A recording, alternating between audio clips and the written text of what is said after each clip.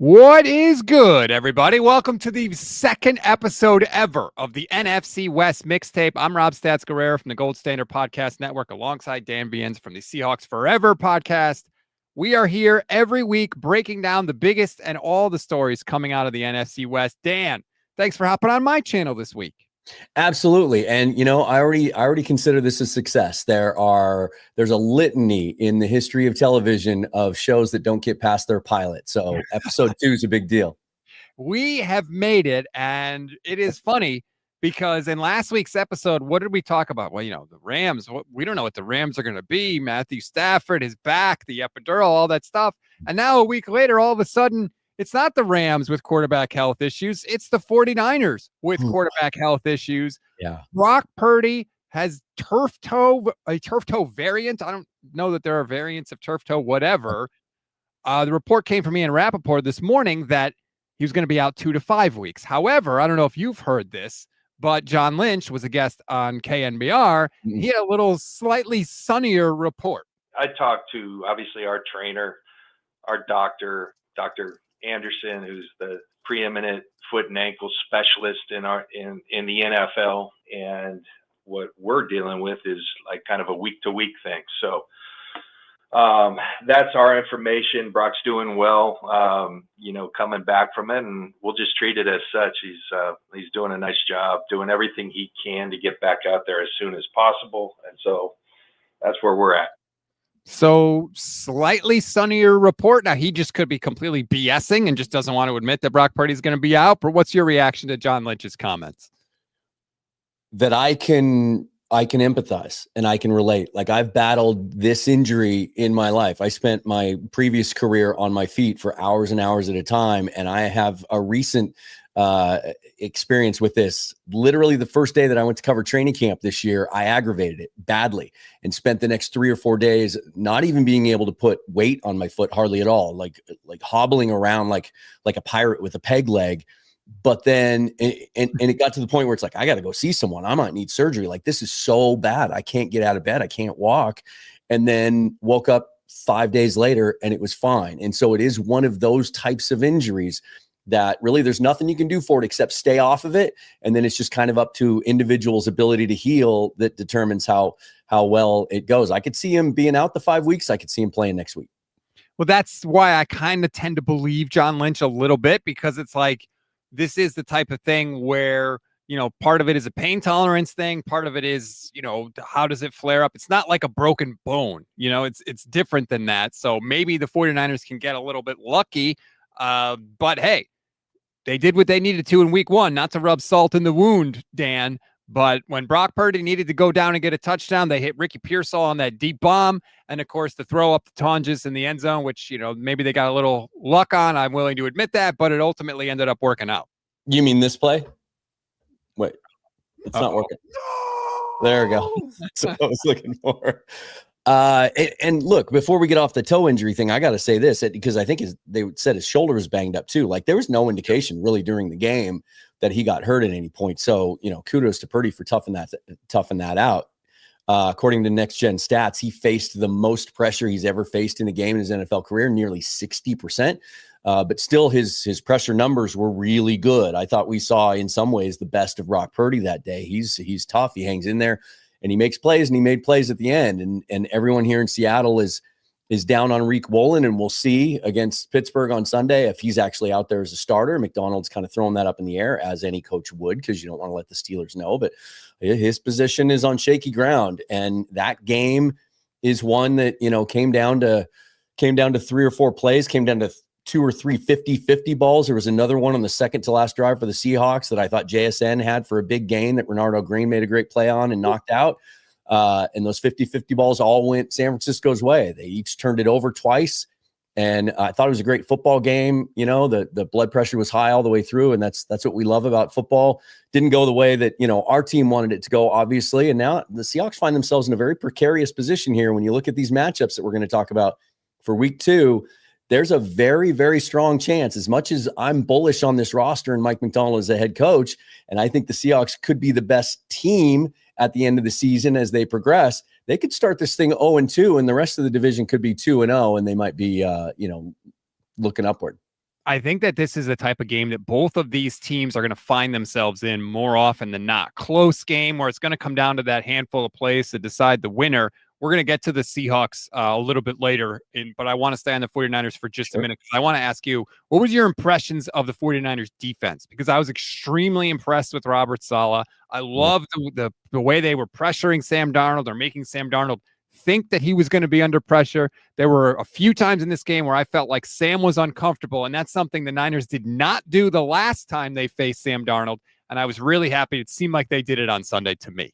How could you not be impressed with what he did? You know, my thing going into the game, and the reason that I had the Seahawks winning that game is I thought that defense just lost too much in the offseason, and it was going to take them a while to gel because they really put the front especially together with a lot of young draft picks and kind of some journeyman free agents, and lost some things in the secondary. I know you and I talked last week. You had some concerns there, but their preparation for this game, and obviously they're familiar with the scheme because they faced it every day in practice.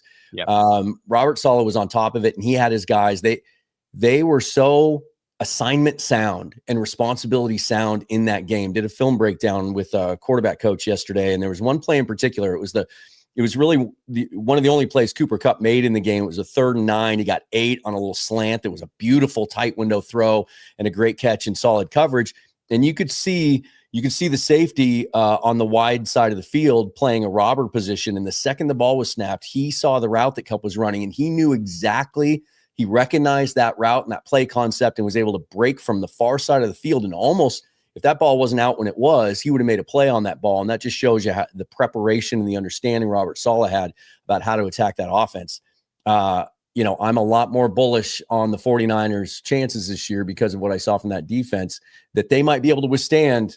You know, we'll see how Mac Jones performs as a starting quarterback, but they might be able to withstand that because that defense is going to keep them in games. That was exactly the point I was going to make. This week, Niners Saints, this has got to be a lean on the defense game. This has got to be a give me 2 turnovers game. Maybe if you get really lucky, you know, maybe one of them comes deep in the field and the Niners immediately have a red zone opportunity, or maybe you get a big return on a pick or a fumble or something like that. But I feel like that's what you're going to need when your backup quarterback is in there. And clearly it looks like it's going to be Mac Jones for at least 1 week. You need that extra help, basically. And I think that they might have to lean on Saleh this week against the Saints.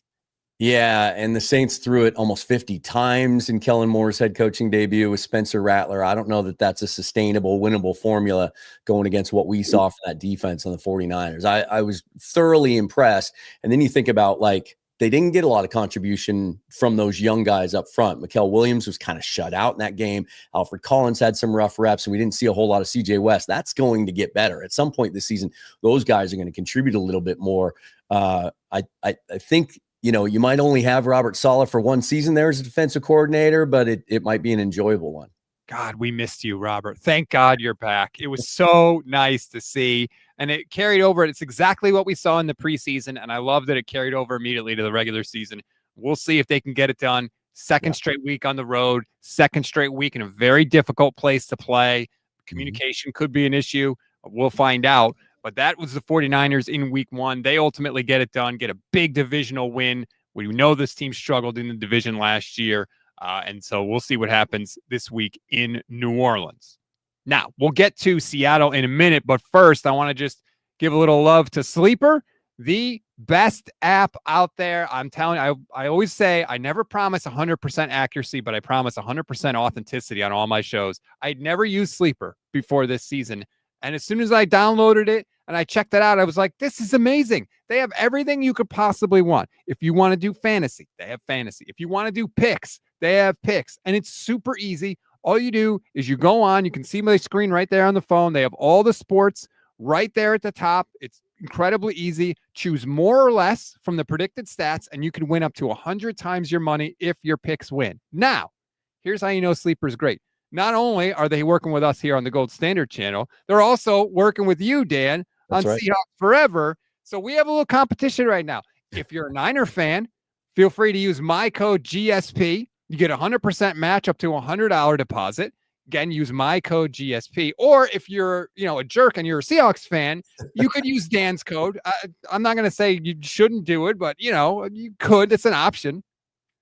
Yeah, and I started a pick'em league. We've got about 25 in there so far, just picking games on a weekly basis. There'll be some prizes at the end of the season. It's free to play, as you mentioned, and 49ers fans are welcome. So if they hop over to my page and look at the description of this stream, they'll find the link there. They can hop in and join that league. And no, I love the app. I used it in a best ball tournament. That was my introduction to it last year. It's great. And I'm doing the live stuff too. I mean, if you can't watch Red Zone or be near a TV, it's the best way to follow a game on your phone with the live stats. Absolutely. And you can they have news on the app as well. Like everything you could possibly want. There you go. You could see the news. There's the Brock Purdy 2 to 5 week from Rap Sheet. So it literally is a one-stop shop for you. I can't recommend it enough. Terms and conditions apply. See Sleeper's terms of use for details. Currently operational in over 25 states. So please check out Sleeper today. Now, Dan, let's get to your Seattle Seahawks. They have a tough task this week. It's going to Pittsburgh to take on Aaron Rodgers, who actually looked pretty good in week 1. And I will say this, as we sort of look back at the Niner game and apply it to what's going to come this week, my concern with the Seahawks was, beyond Jackson Smith and Jigba, who is going to hurt me on offense? And on Sunday against the Niners, nobody else did. Who else can step up against the Steelers on offense for the Seahawks? There's some guys that can. Just are they going to be put in a position to? It was such a perplexing approach from Clint Kubiak in week 1, based on what we'd been promised, what the narrative had been from Mike Macdonald and Clint Kubiak all offseason about why he was hired, and balanced offense, run first, everything looking the same, that McVay Shanahan stuff, same DNA that comes from his dad and Mike Shanahan. And yet one play action pass called the entire game. One. I looked back in his entire career, and this is a guy that his career average as a play caller in Minnesota, a little bit in Denver, and then New Orleans last year is closer to 40%. It's near the top of the league. I could only find 2 other instances in his entire career where he kind of deviated from that. And even those games, he called it in 15 to 20% of his plays. One play action pass, it went for 22 yards to Jackson Smith and Jigba. I don't know what happened. They had the great drive on their second drive to go down and score. 10 plays, 9 runs. They were effective doing that. Fullback, I formation, everything we were promised. And then the rest of the game, it looked like Ryan Grubb still had his scan card, snuck into the building and stole the call sheet. It was all shotgun and all of that. Now, that being said, despite that, Sam Darnold was really efficient, got the ball out incredibly quick, the 4th highest rate in the league. And even though Jackson Smith and Jigba was the only guy that he targeted consistently, 13 targets in this game, and even though the 49ers made some pretty significant adjustments in the second half and trying to bracket him and switching to more man, he still was able to get open. And so, looked at it last night on some All 22 and broke it down. There were some options and opportunities to get it to other guys. It's just that Jackson was he's always going to be one of the first reads. He was there quickly. The protection was good enough, and Sam was able to get it to him. The big concern for me is how they got away from what their core principles are supposed to be. And that's running the football, sustaining drives. That's what was supposed to be different this year. We have a little PTSD here in Seattle, churning through offensive coordinators the last several years that just got away from running the football and couldn't consistently produce a balanced offense. We need to see that this week. I expect to see it. And against a Steeler team that gave up 180 yards on the ground last week to the Jets, gave up 107 yards to Breece Hall, struggled to protect their quarterback, even though Aaron Rodgers was very good. Mike Macdonald seemed cranky this week, more so than I've ever seen him, pissed even. And this is a big, big test for them to see how they respond, because like I said, there's a real chance they could start this thing 0-2 and be 2 games back of first place if everything goes the way that I've picked him to go this week on the Sleeper app. I actually have all 4 NFC West teams winning, but it might be a little bit more wishful thinking with the Seahawks. It's a tough test. It is a tough test, although I will say, if I have to choose between Justin Fields and Mike Macdonald, I'm taking Mike Macdonald. I've never been a Justin Fields fan. Now, granted, he looked good against the Steelers. He, 16 of 22, obviously ran for a bunch as well, but I need to see much more from Justin Fields before I believe in him. I believe in Mike Macdonald. The Seahawks front impressed me against the 49ers. Christian McCaffrey did some good things, but a lot of the good things Christian McCaffrey did was just because he's really good and he was able to squeeze out a couple extra yards from runs. I was impressed with the Seahawks front in the game. I gotta ask you though. Oh, sorry. Did you want to say something? No, go ahead. Ask and then I'll kind of weave it in. I mean, this is a DK Metcalf revenge game, is it not? It is, but who's going to be covering him is a big question right now. Like we don't know if Reek Woolen's going to be out there again, if he's going to earn those reps. And then yesterday, Devin Witherspoon popped up on the injury report and missed practice with a knee injury that none of us knew he had. That would be a huge loss. Nobody knows DK better than the Seahawks do. Nobody knows his strengths and weaknesses and how to cover him. I think it's an interesting subplot, but it is just a subplot to that. What I was going to say as far as Mike Macdonald goes, what I was about to say is what I'm interested to see this week as well is what I think he's going to have a good plan for Aaron Rodgers and that Steelers offense. They know Arthur Smith well. They did a lot of background on him. There are reports that that's who John Schneider wanted to hire as offensive coordinator when he was doing the search, which ultimately landed them Mike Macdonald, but he didn't want to wait and he took the Steeler job before. They did a really nice job against Rodgers last year in New York, albeit obviously in a little bit of a different offense. And they get to plan now without knowing they don't have Nick Emenwari, the rookie safety for this game. He was a huge part of the game plan last week, made an impact play on the 5th play of the game, got a fluky injury. He's got a high ankle. He's going to be out a few weeks. They basically went base defense after that 5th play for the rest of the game and scrapped some of the packages that they use. They'll have a full week now to plan for Rodgers. I expect them to have a good plan. That's an interesting, I kind of forgot about his injury going, like he went out so fast that it was just like an afterthought. Those high ankles, man, they are trouble. They pop up. It's like it could happen literally any play, and all of a sudden a month is just gone, erased from the season. It's incredibly frustrating. Yeah. Do you think that Seattle will be able to run the ball against Pittsburgh?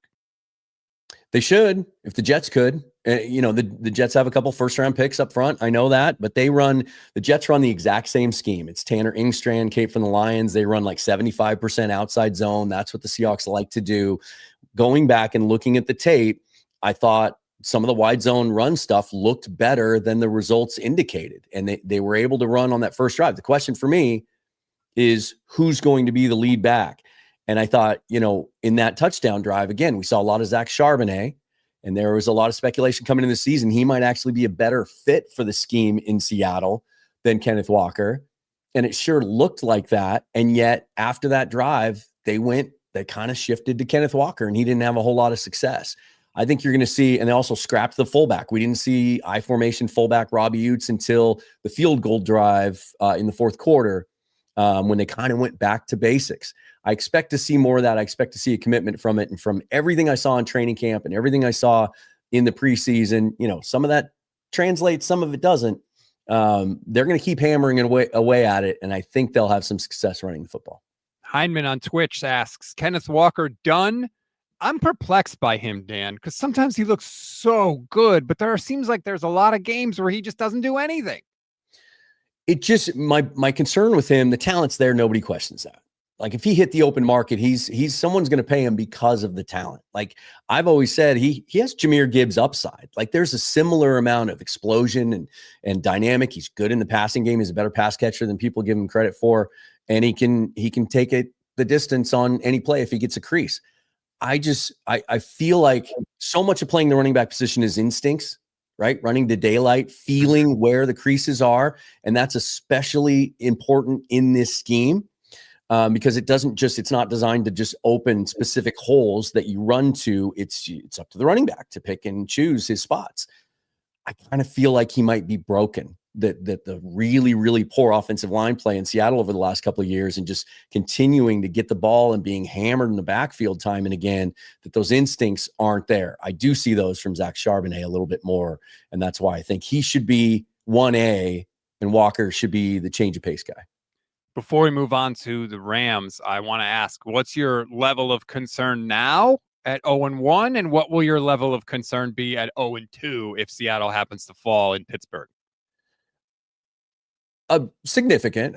Let's say 7 out of 10. But I think this division in the long haul is going to all kind of keep each other in the rear view. They're all going to be kind of close. And I think, we talked about this on the season premiere. It's very possible that at the end of the season, these teams are all within 2 or 3 games of each other. I have so much faith in Mike McDonald and that defense. They're going to give him a chance to win every week, just like we talked about with the 49ers, even as there are some growing pains with this offense. 6 new players on offense, including the quarterback, a whole new coaching staff, a rookie at left guard, some new guys on the offensive line. If they start off 0-2, obviously it changes the dynamic, but it reminds me of the last time I can remember that happening, 2015, Cam Chancellor tried to hold out and for a contract 2 years before his was up, which the Seahawks don't do, and they held their ground, and he missed the first 2 games. They went 0-2 to start that season. They ended up finishing 10-6. They finished second in the division. I could see a similar scenario. We always spend the offseason, fans in every market, focusing on the positive, talking ourselves into how good our team can be. Yep. I will not stop. I will not lose my faith in Mike McDonald. I think he's an incredibly talented person and will find a way to win. And I have a lot of confidence in Clint Kubiak. I think he's wired right. I think he has the experience. He's extremely knowledgeable. And I think at some point that offense is going to dial in. Will it happen soon enough for them to stay in this race or not? That's what remains to be seen. Let's move now to the LA Rams. They are going to Tennessee to face the Titans. I watched the Rams-Texans game before the show today because on Sunday I was locked into the Niners, so I didn't get the chance to follow anybody else. But I wanted to see. Here's what the way I saw the Rams play on Sunday reaffirmed how I felt about them before the season. Because McVay is really good and because Stafford is still really freaking good, they can beat anybody. And on any one drive, I find them to be extremely dangerous. Like if you need a touchdown, Matthew Stafford can go down and score against anybody. But also, when you look at the whole picture, like the Rams only scored 14 points in the game. I know DeMeco Ryans is good and that defense is talented in Houston, but I think this is who the Rams are going to be. When they need a score, they can go get one, but I don't think they're going to be putting up 30 points very often. And that was, to me, exactly what I saw in the game against Houston.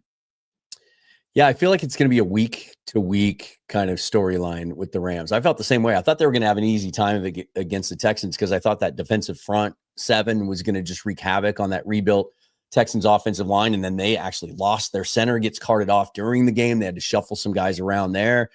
It was a rough go, and they did pressure Stroud, I think nearly a 50% pressure rate. If you had told me that before the game, I would have thought, okay, they're going to win pretty easily. And yet that offense just, 1 touchdown drive in the second quarter, 1 in the third quarter, and then they held on for the win. And look, I've always been a Matt Stafford fan. I just think he's a dynamic arm talent. I saw a clip yesterday. Somebody asked Tom Brady who the best historical quarterbacks are in the history of the NFL as far as pure arm talent. And he named Stafford as one of his guys. Like when he's right, he can throw it as well as anyone. And that no-look seam ball that he threw while getting blasted just showed you, in one rep, like, okay, he can still do it. The problem is, how long is that back going to hold up? And now their offensive line, like their injury report is a horror movie. If you're a Rams fan, like 3 of their starters did not practice. And their status may be questionable for Sunday. And Alaric Jackson still kind of, he had a pretty uneven performance on Sunday too, coming back from his health issues that he had in the preseason. If that to me, everything starts with that offensive line for them. I mean, McVay completely changed their running scheme a couple of years ago and went to bigger offensive linemen, more man-to-man, more gap power stuff. If those guys can't be on the field, that's going to make it tough when your quarterback is in his mid-30s and coming off an epidural. I want to talk about Stafford in a second, but just look at this. This is the no-look seam ball. Oh, my God. It's as good as it gets. That is just absolutely unreal. I'll never get tired of watching it. And Puka Nacua made me immediately regret taking Malik Neighbors 8th in my fantasy league instead of Nacua because he's been banged up and I didn't trust the knee or whatever, and he went off. Yeah, he's a perfect match. I love the way I love/hate the way they use Nacua. It's very frustrating. But when I watched the game and I watched Stafford, he did not look to me like a guy that was moving around well at all, Dan. I think the back is clearly limiting him a little. Look, he can still get the ball out in a wide variety of ways, but I think that, it's Stafford had a little wiggle to him where he was a little tougher to sack than you think, because you don't think of him as like a mobile quarterback, but he still had some escapability. I didn't see the same escapability on Sunday. Now, look, they won the game. They did what they needed to do. He was sacked 3 times in the game. We'll see if it holds up going forward, but I definitely think it's not like, oh, Stafford's back, everything is cool. Not at all. I don't think that. Now, look, they're in Tennessee this week. I don't know, how much of a factor that's going to be against this defense. I fully expect the Rams to be 2-0. As do I. I mean, you're going up against a rookie quarterback. I mean, I love Cam Ward as much as anybody. But, it's going to take some time. You see the flashes, but you also see the rookie moments. And they're still, they're in like year 4 or 5 of trying to fix that offensive line. They're still having issues there. Yeah. To me, that's the deciding factor. I have a hard time finding a reason to pick the Titans in this game, even if some of those Rams offensive linemen were to miss the game. I agree. It is scary, though. You're right. 3 starters on your offensive line on the injury report on Wednesday after week 1 is not what you want to hear when Matt Stafford keeping him upright is priority number 1. But look, the Rams, to me, they handle their business most of the time. Like, this isn't a game that the Rams lose. I know it's on the road, whatever. They're going to go down. It might not be pretty, right? It might be 14-9, but they'll get it done. And by the way, that Rams defense is really good. I think they've kept an opponent to like 10 or less in like 7 of their last 9 games or something like that. This defense is for real. And you know who else is for real is Les Snead. Like, every time we count that team out, right? Aaron Donald retired. Oh, that defense isn't going to be able to recover. Right. Look what he does in the draft the next 2 years to build that thing up. Oh, they let what are they thinking? Letting Ernest Jones walk out the door last year for a 5th round pick swap, right? Oh, they don't value inside linebackers. Nate Landman is defensive player of the week in the NFL this week. Like, dude has an eye for talent, and he knows how to get guys that fit McVay's system and the system they run on defense. And, they're one of those teams that, look, it happened, I think, week 2 last year. They got blown out by the Cardinals, didn't they? Wasn't that week 2? It was like they got creamed, and you thought, okay, maybe the Rams aren't who we thought they were going to be. And then they came back and won 6 or 7 straight. Like, that's kind of what they do. This could be one of those games. They're going to have, they're going to have a clunker out there at some point. And it's almost, McVay is so good at when you least expect them to play well, he'll figure out a way. They're just a grown-up organization. And I hate having one of those in my team's division. Like, can I give me a screw-up organization, please? There really aren't any of those in the NFC West right now. I even think Arizona's grown up a little. We've always been able to count on the Cardinals being that team. I'm not so sure. I'm still not, I'm still skeptical of their ceiling, but they're not the screw-ups that they used to be. At least it appears that way. Unfortunately, they're not the screw-ups that they used to be. Let's get to the Arizona Cardinals. Now, look, they came as close as you could possibly come in week 1 to dropping a game against the Saints, a team that nobody expects anything out of this season. Yeah. I mean, I believe it was Juwan Johnson has the ball, game-tying catch in his hands in the end zone, and ultimately the Cardinals break up the play and they hang on to get the win. But they got the win on the road, 20-13. They start their season 1-0. Yeah. And, we talked about this last week. Like, to me, the big question is always going to be with Kyler Murray, but it was also like, are the pieces going to work? What's the sum of the parts going to be, particularly on defense, where they've just thrown a bunch of draft picks there in the last couple of years. And this year there were a lot of picks that were kind of in the boom bust variety, right? We still haven't seen Walter Nolan. One of the big question marks is Will Johnson, right? He slips to the 2nd round because of questions about his deep speed and also a potentially chronic knee injury.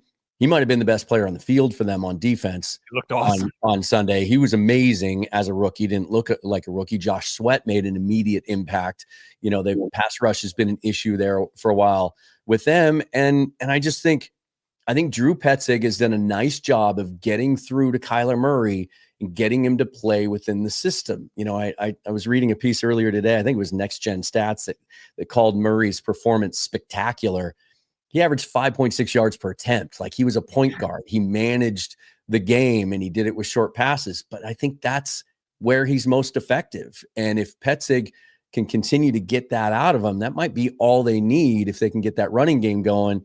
And that running game now might be trending a little bit more towards the big young guy in Trey Benson. He kind of had a breakout game on Sunday instead of the old veteran James Conner, who just never seems to age. Well, that's good because as a 49er fan, I don't ever want to see James Conner again because he just bulldozes the 49ers. I feel like every time they play. For what it's worth, I don't know how much this was a factor. Kyler Murray woke up on Sunday morning and was sick, had some sort of illness or something. So I don't know if that impacted things in the game. But he goes 21-29 for 163 yards, 2 touchdowns, no picks. Did get sacked 5 times, lost 33 yards on those sacks. Also had 7 carries for 38 yards in the game. I like the fact that they actually got the ball to Marvin Harrison Jr. a little bit. 5 catches, 71 yards. I always felt like their connection was just off last year for whatever reason. I'm still not, I don't look at the Cardinals as a threat to win the division, but I continue to say like they're not a bad team. I like Jonathan Gannon. I like the coaching staff there. I don't know if I totally believe in Kyler, but like if the Cardinals were a house, I would look at them and be like, the bones are good. It's not quite there yet. Yeah. Might need to redo the kitchen, right? Right. Exactly. We talked a lot last week about the lack of another kind of dynamic threat, especially a deep threat. That's not really Marvin Harrison's game, and obviously Trey McBride's a weapon. But I wonder, there's a report today that the Miami Dolphins are getting a lot of phone calls on Tyreek Hill, and that so far they've said no, and they're not willing to trade him. I wonder if the Cardinals are maybe a sneaky potential destination for him. Somebody to take the top off could really open things up there for Murray underneath. I feel like every team could use a Tyreek Hill, but I see what you're saying. I feel like that would definitely complement cap space. They're one of the teams that it would make sense for from all the reasons that it should. Yeah. And I know this is not an AFC East podcast, but my God, do things appear to stink in Miami right now? Oh man, do they have problems? I mean, he's got to be the first to go, right? He's on the hottest seat. That's just, it's crazy how 2 years ago, he looked unstoppable as a play caller, Mike McDaniel, and other teams were borrowing his concepts and kind of taking some of those away. And everyone in fantasy football is drafting all the Miami Dolphins players all the way down to like the 3rd string. And the league certainly caught up to him. And yeah, that doesn't look good there at all. A lot of Niner fans are saying that Mike McDonald is future 49ers consultant for the second half of this season. I don't know about that, but we'll see. He's on the hot seat in Miami. As far as this week for the Cardinals, they're home. They're facing the Panthers. Bryce Young looked more like the Bryce Young we saw early on than the one that sort of turned things around. I was not impressed with his performance in week 1. Mm-hmm. This is a game Arizona should win. Yeah, absolutely. Home opener. It's going to be pretty dynamic down there. There's a lot of excitement in that area for that team. And it wasn't, I was so surprised by, and maybe we just need to give credit to Jonathan Gannon on this and that rebuilt defense. I'm sorry, that's the matchup coming this week. But the Panthers, they spent so much money on their interior offensive line last year, on their, $100 million on Robert Hunt and $60 million on Damian Lewis. And even as mobile as Bryce Young is, they couldn't protect him. And he looked so good. It looked like Dave Canales fixed him last year after he was benched briefly, and the way he finished. And it looked like the pre-benching Bryce Young again. Like that guy, we've seen it with short quarterbacks. We certainly have experience of that here in Seattle. You see it in Arizona too. No matter how mobile you are, if you're going to be effective as a passer, you have to get a pocket. You have to get protection. If they can't protect Bryce Young, Dave Canales might have the second hottest seat down there for an owner who is known to be very, very impatient. And I like some of the pieces that Carolina has. Ted McMillan, obviously, I mean, look, his career is just getting started, but you certainly saw things that you liked from him. Chuba Hubbard, I think, is a fine running back. There are some pieces there. So if Arizona plays with its food a little bit, they could lose this game for sure. But, this is I always call it a handle your business game, especially if you're a Cardinals fan. Look, you won in week 1. Maybe you shouldn't have. The ball was dropped, whatever, but you won. You don't have to give it back or apologize for it. Now you're playing Carolina. You win this game, then you're 2-0, and you're facing a 49ers team that more than likely is not going to have their starting quarterback. They're definitely not going to have George Kittle in week 3. Like, you could really build some momentum if you're the Cardinals here, but you got to handle your business this week. Yeah, and then coming off of that, 4 days later, they have a home Thursday night football game against the Seahawks. Like, the Cardinals have a real opportunity here. Maybe the best opportunity of all 4 of these teams to kind of take the lead here early in the division. It's as much as I've never really been a believer in them, and some of the offseason hype just isn't warranted. They have a chance to prove me wrong here. Yeah, they could shut both of us up Mhm. very, very quickly. Then, you're 4-0 with 2 wins in the division, and all of a sudden, like, it's yours to lose. Now, I know Yeah. we're getting ahead of ourselves a little bit, but if I'm a Cardinals fan, I'm looking at the schedule. That's exactly what I'm thinking. Yeah. Yeah. So that is the recap and the look back and the look ahead in the NFC West. Hope you enjoyed it, everybody. Again, please like this video. We'll be here every single week, breaking it all down. Subscribe to the Gold Standard 49ers Podcast Network. Subscribe to the Seahawks Forever channel on YouTube and podcast. I can't recommend it enough. Dan, thank you. I hope I didn't gloat too much. Hope I didn't twist the knife after a 49ers victory. The older I get, the more pragmatic I get. I don't let losses ruin my week anymore. It ruined the moment. But it's one of the things I like about doing this, because as soon as I had to shift out of fan mode and actually analyze it and talk about it and work through it, it's like therapy. And I'm better now. I'm okay. It's going to be okay. You're ready to be heard again. Even if it's not okay, it's going to be okay. That's exactly. Kind of right. Thank you, everybody. We'll Thanks, talk guys. to you next week.